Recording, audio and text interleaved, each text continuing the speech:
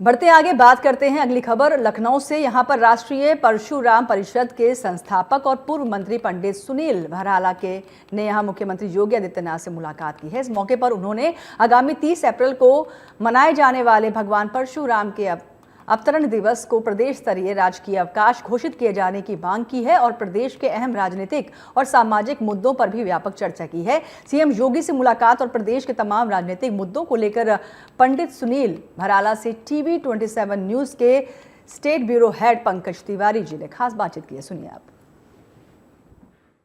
राष्ट्रीय परशुराम परिषद के संस्थापक और उत्तर प्रदेश सरकार के पूर्व मंत्री सुनील भराला जी इस समय हमारे साथ मौजूद हैं। इनसे बात करेंगे। सर, आज आप लखनऊ में हैं, सीएम योगी से मुलाकात हुई, क्या कुछ रहा, क्या कुछ आपने कहा?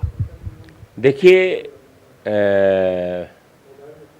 उत्तर प्रदेश के यशस्वी मुख्यमंत्री श्री योगी आदित्यनाथ जी से हमारी ये लगातार शिष्टाचार भेंट है और ये भेंट बड़ी महत्वपूर्ण थी।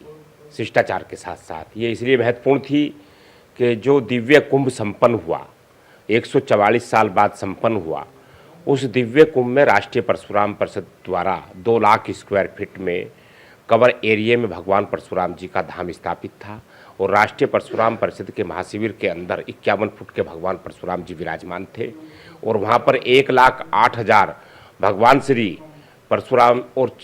श्री परशुराम जी की मूर्ति एवं चालीसा वितरण किया गया और लगभग 10 लाख लोगों से अधिक जो है वहाँ प्रसाद ग्रहण किया गया। उसी महाशिविर के अंदर लगभग करोड़ों लोगों ने वहाँ से भगवान श्री परशुराम जी के जो 51 फुट के विराजमान थे उसके दर्शन किए। तो उस पर एक विस्तार से चर्चा हुई और वो चर्चा जो थी, चर्चा होने के बाद उनको जो दिव्य मूर्ति थी भगवान श्री परशुराम जी की, जो प्राण प्रतिष्ठित थी, जो दिव्य रूप के अंदर आई है, वो पहली बार आई है क्योंकि भगवान श्री परशुराम जी का जो युद्ध का जो विराट चेहरा था और वही मूर्ति हमेशा चलती रही, वो प्रचलन में नहीं है। लेकिन ये राष्ट्रीय परशुराम परिषद की शोधपीठ के माध्यम से ये मूर्ति अवतरित हुई है और ये लाई गई।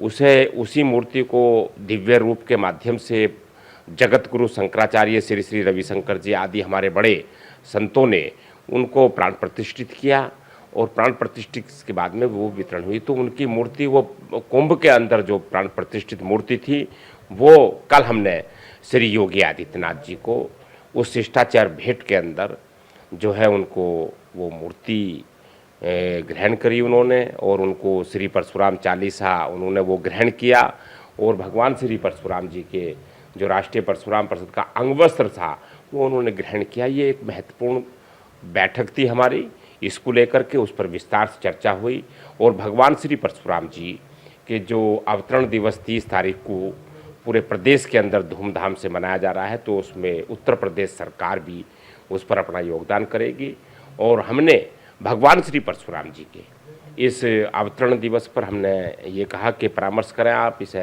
विस्तार से रखें और उसका राजकीय अवकाश भगवान विष्णु के 6वें अवतार के रूप में भगवान श्री परशुराम जी हैं और उनके क्योंकि अवतरण दिवस पर राजकीय अवकाश होना चाहिए, तो उन्होंने इस बात पर विचार करने के लिए भी हमसे कहा है कि हम इस पर विचार करेंगे और निश्चित रूप से भगवान श्री परशुराम जी का जो है अच्छा क्योंकि अवतरण दिवस को धूमधाम से मनाने का निर्णय लिया गया।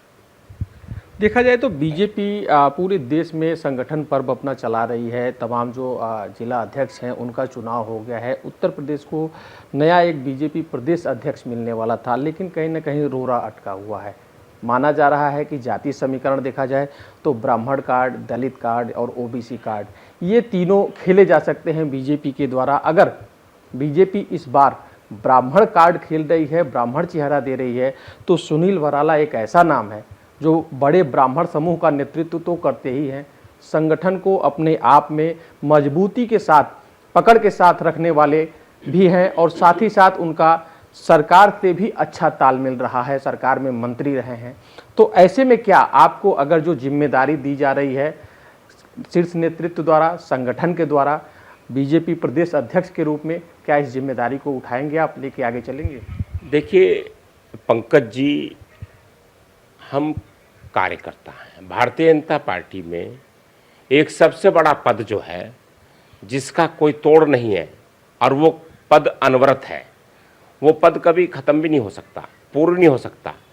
एक ऐसा पद हमारे पास है, वो कार्यकर्ता का पद है, और भारतीय जनता पार्टी में ये परंपरा भी है, इसमें कभी भी पूर्ण नहीं लग सकता। ये तो आने जाने वाली चीज़ है। हम सरकार में दर्जा प्राप्त राज्य मंत्री रहे उत्तर प्रदेश सरकार में, तो पूर्व लगेगा, कार्यकाल पूरा होगा। प्रदेश अध्यक्ष बनेंगे तो कार्यकाल पूरा होगा, तो पूर्व लगेगा। लेकिन हम कार्यकर्ता के रूप में हैं। हाँ, मैं ये जरूर कहता हूँ, नेतृत्व ने जब जब हमें जिम्मेदारी पार्टी की दी है, हमने उसमें करिश्माई काम करके दिखाया पार्टी के लिए। उसके उदाहरण हैं, भारतीय जनता पार्टी ने उत्तर प्रदेश में मुझे भाजपा में युवा मोर्चा की जिम्मेदारी बहुत पुराने समय काल में दिया था, मैंने उसको निभाया। भारतीय जनता पार्टी में मुझे उत्तर प्रदेश की बड़ी जिम्मेदारी के रूप में, जिसको लोग लेने के लिए बचते थे और उस दायित्व को संभालते नहीं, जो भारतीय जनता पार्टी के यानी कि संस्थापक के रूप में पंडित दीनदयाल उपाध्याय जी, जो पूरा मंथन है, एक चिंतन है, डॉक्टर श्यामा प्रसाद मुखर्जी का बड़ा चिंतन था, यानी कि जिसके लिए एकात्म मानववाद की चर्चा हुई है, उसका एक चर्चा हुई है, उसको लेकर के भाजपा में एक झुग्गी झोपड़ी प्रकोष्ठ जैसे उसके प्रदेश अध्यक्ष के दायित्व हमने संभाला, और लोग उस पर हमारा मजाक उड़ाते थे, हंसते थे लोग उस पर। हमें लोग देखते थे, कहते थे इस बात को लेकर के, और हमारे मित्र लोग भी इस बात को कहते थे कि भाजपा में झुग्गी झोपड़ी प्रकोष्ठ जैसी जिम्मेदारी आपने ले ली, स्वीकार कर ली। तो हम कहा करते थे इस बात को कि पंडित दीनदयाल उपाध्याय जी की अगर कोई आत्मा है तो वो गरीब के अंदर बसी हुई है। वो दायित्व मैंने संभाला, और उसमें उत्तर प्रदेश के आपने देखा होगा कि पूरे प्रदेश के अंदर हर जिले में तहसील स्तर पर, मंडल स्तर तक हमने उस संगठन को खड़ा करने का प्रयास किया, और पहली बार भारतीय जनता पार्टी उत्तर प्रदेश में झुग्गी झोपड़ी बस्तियों में, गरीबों में, वहाँ ध्वज खड़ा किया बीजेपी का। ये पराक्रम, ये हमने जिम्मेदारी निभाई अपनी। और साथ में जब हम केंद्र में गए, हमें माननीय राजनाथ सिंह जी राष्ट्रीय अध्यक्ष थे भारतीय जनता पार्टी के, वो हमें केंद्र में लेके गए और उन्होंने हमें केंद्र में जिम्मेदारी दी। और केंद्र में जिम्मेदारी देने के बाद हमने पूरे भारतवर्ष के अंदर भारतीय जनता पार्टी के सभी राज्यों में झुग्गी झोपड़ी बस्तियों में हमने भाजपा का झंडा लहराया।